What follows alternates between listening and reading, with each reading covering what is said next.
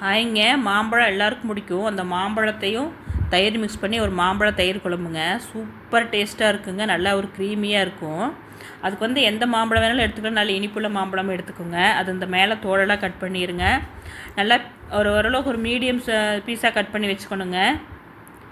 இந்த மாதிரி மாம்பழத்தை மீடியம் சைஸாக கட் பண்ணி வச்சுருங்க. பாத்திரத்தில் தேங்காய் எண்ணெய் ஊற்றிடுங்க. வெந்தயம், கடுகு தாளிச்சிருங்க.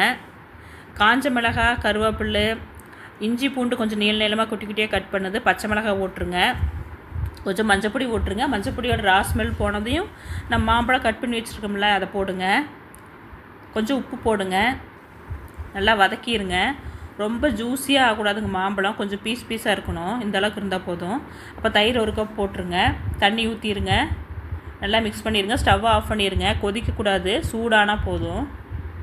நல்லா மிக்ஸ் பண்ணி எடுத்துருங்க. ஒரு சூப்பர் டேஸ்ட்டாக நல்ல ஒரு க்ரீமியாக நல்ல ஒரு ஸ்வீட்டான ஒரு தயிர் குழம்பு ரெடிங்க. நல்லா சாப்பாட்டில் போட்டு நல்லா வரமிளகாய் துவையலோடு தொட்டு சாப்பிட்டு பாருங்களேன். சும்மா சூப்பராக இருக்குங்க. ட்ரை பண்ணி பாருங்கள். தேங்க்யூங்க.